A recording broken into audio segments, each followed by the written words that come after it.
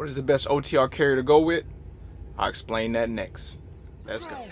What you want, cause you got it, baby. I pull up, see you watching, baby. See them bands in my Robbins, baby. Jimmy Choo's when you walk in, baby.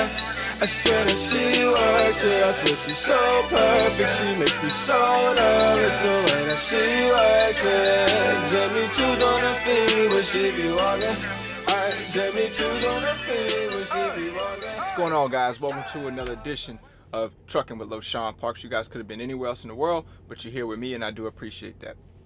So today, what we're going to talk about, or what I'm going to explain, is what is the best carrier, OTR carrier, to go with?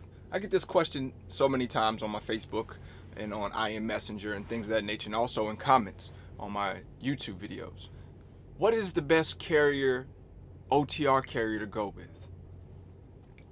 The answer to that simply is it's situational, okay? There is no best OTR carrier to go with. Every carrier has its pros and its cons, okay? It doesn't matter what anybody says. It is going to be all subjective and situational, okay? It's going to be what fits your situation. But a couple of tips that I can give you on what you can look for to figure out what carrier is best for you in your situation, I'm going to explain that right now. And here's my checklist for it, okay? In this exact order, this is how you should be looking to figure out which one is the best fit for you. First one you're going to be looking for is pay, all right? Next one you're going to be looking for is home time. The third thing is terminal location. And the fourth one is benefits.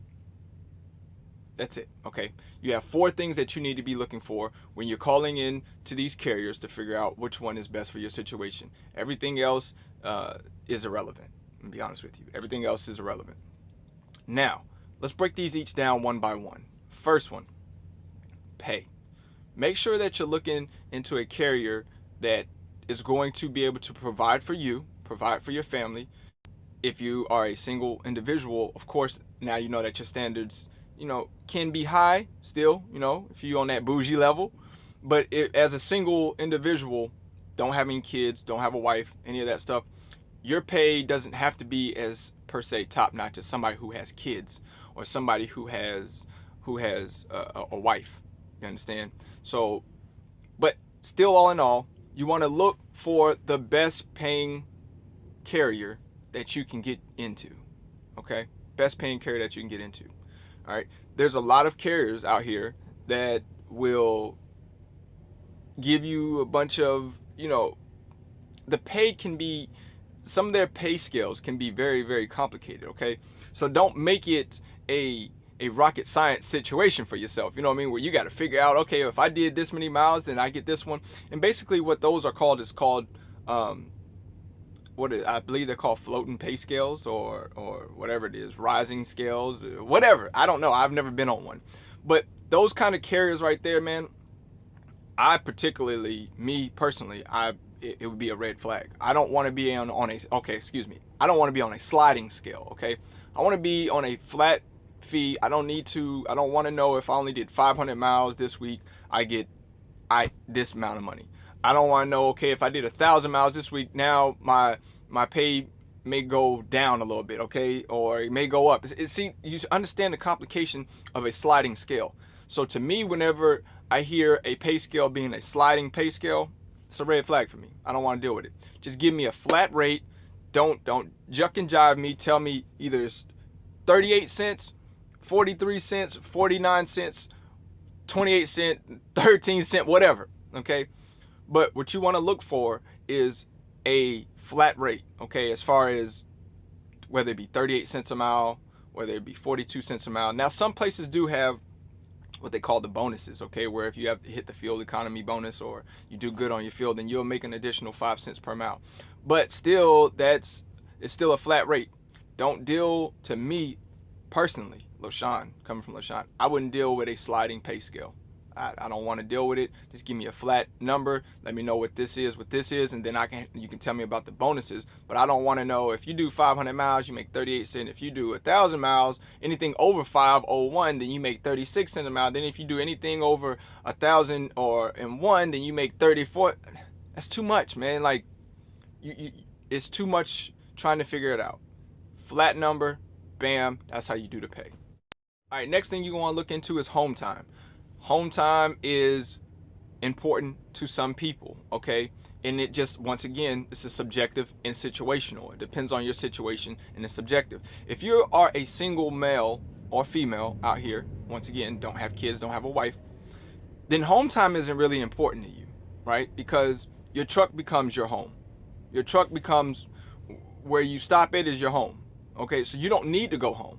So home time may not be effective, but at the same time, sometimes home time is a good thing, okay? Even if you're a single person, just to get back home and hang out with the buddies and the friends and then get back on the road after a couple of days. But what you want to do is you want to find out a carrier that will provide you with home time. Not one that will tell you that they'll get you home, but then you got to run an extra 2 or 3 more loads before they're going to actually look into getting you home. Okay, those type of carriers are the ones that are out to make top dollars off their freight, okay? And it's not a bad thing because still with you moving the commodity, you're still making money, okay? So, but it does take you longer to get home, and it's like you got to run and do all this extra favorism before you can actually get home. All right, so one thing that you want to ask is, when it's my home time, I want to be able to get my home time. What is the home time like? Do I have to, is it subjective to what my dispatcher says? And that's what you have to figure out as far as home time goes. But there's a lot of carriers out here. For the most part, the general rule is with mega carriers, or just in OTR trucking in general, for every 7 days that you're out, you accumulate 1 day off, okay? 1 day of home time. 9 times out of 10, the mega carriers are going to want you to be out at least 4 weeks straight, maybe even 5 or 6 weeks straight, before you actually go home. So in all honesty, if you do out 30 days, you accumulate 4 days off. So if you're out for 4 weeks, after 4 weeks you want to go home, or a month or so you want to go home, and you have 4 days that you are capable of doing that. I'll explain later on my YTTA.com page exactly the reason why you have to stay out so long. It's a reason behind it, as being a company driver at a mega carrier, why you have to stay out anywhere from 4 to 6 weeks before they allow you to go home. And I'll explain that on my YTTA.com, which that site is coming soon. All right, let's get into the next one, which is terminal location. Terminal location is key, okay? Even though with it being an OTR carrier, which is once again over the road, terminal locations can be anywhere. Multiple terminal locations, especially with mega carriers, they have multiple terminal locations. What you're going to want to do is you're going to want to find a carrier that has a terminal near you, where you live, okay? What that's going to do is that's going to open up so many doors for you, okay? That's going to help you with your home time. It's going to go back up through steps 1 and 2. It's going to help you with your home time. It's going to help you with your pay, okay? The reason why to help you with your pay is that you won't have to deadhead so far to get a load, okay? Next thing that it'll do with your home time is you can bring the load into the yard, go home, and then come back into the yard and keep on running. So anytime you can find a terminal or a carrier that has a terminal not too far from where you live, you're A1. You're doing the right thing, okay? That is another focus point that I would be looking into a mega carrier if I'm starting out, is terminal location. Is there a terminal close by my house? All right. And last but not least, benefits. You want to make sure that you find a carrier that has some good benefits. Now, understanding benefits is making sure that they have good health care, that they have good dental, good vision, things like that that can provide for you and your family. Okay, and this has nothing to this where it goes out the window, where it doesn't matter if you solo or if you got a family. Benefits is important if you need them. You understand? So you want to make sure that somebody has good benefits. You want to look into the deductions, of the benefits. You want to look into the copay. You want to find out what the premium is. You want to know, what type of deductions you get on medication and things of that nature. So look into the benefits, find out who their benefit provider is, and then weigh out the options on that, and then figure out if that's going to be a good fit for you, because you don't want to have a lot of deductions in, let's just say, health benefits, okay, where it says, okay, well, every week or every week we're going to take out $300 in benefits. That's a lot of money. You know what I mean? Over a month time period, that's $1,200 in benefits. It's a large chunk of money. Now, it could be premium grade A1 healthcare, but you have to figure that out. How often do you get sick and how much of that premium A1 healthcare you need? But you may be able to find another carrier that has just a notch below that healthcare that could be maybe $100 a week, $120 a week. And that's the one that you would probably want to look into. So also, as a company, as looking into these companies, you want to keep your deductions as low as possible. All right, so insurance is a deductible of yours. You know what I'm saying? So that's something else. So just a quick video there for you guys. A couple of tips, that I've been getting so many questions about, so many comments asking me, LoShawn, what is the best carrier to go to, best OTR carrier, best OTR company to go to? And the answer, like I said in the beginning of the video, is it's subjective.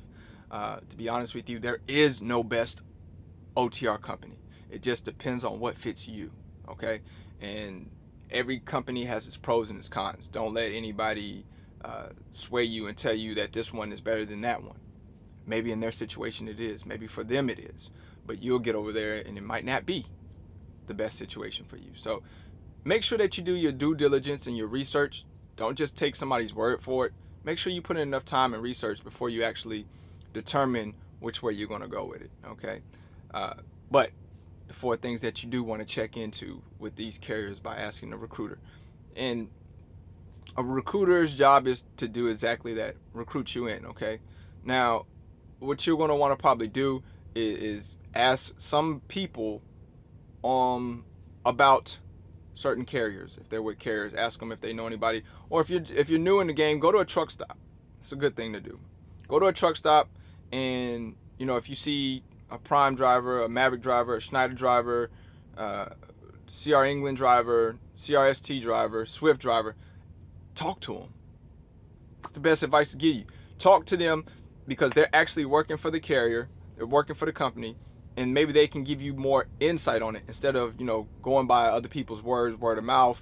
I heard, she said, he said thing, So actually, if you're new into trucking or thinking about coming in trucking, go find a truck stop. Ask some of the drivers that are around that's working with the carriers. Now, make sure they're working with the carrier. Make sure that they're not telling you what my buddy said, okay? my partner over there, and I want to know what you say from you working there. That's the best experience, and that's the best advice to get from somebody, as a person who actually works there. All right, now stay away from the bitter beer back guy who's working at the carrier and just can't seem to leave the carrier, but he has so much bad and negative to say about it. It should be a red flag on that too. Like, well, if it's such a bad carrier, why are you still there? It's the reason why they're still there, whether personal reasons, hey, maybe they're in the hole and they're trying to get, I don't know, but anyway, not to make this video, like I said, too long. Look out for myytta.com. It is on the way. It'll be up in about 3 to 4 weeks at myytta.com. There will be a membership over there, and over there we will be unveiling all of the hidden gems in trucking. Okay, as far as you're gonna learn how to run your least successful, everything else under the sun, etc., etc., etc. It's too much for me to name, but if you like the video, please thumb it up. Leave your comments, man. I read all comments. I may not be able to get back to all comments, but I do read all comments, and I appreciate all the support. And until the next video, which people probably want to know what the next video is. Next video, we're going to be talking about dispatchers. Oh yeah, dispatchers. Are they really your friends, or are they your foe? Till next video, man, you guys be safe. And as always, winners focus on winning, and losers focus on winners. And we winning right here at Trucking with LoShawn Parks. She works it. Jimmy Choo's on the feet when she be walking. Jimmy Choo's on the feet when she be walking. Yeah, babe.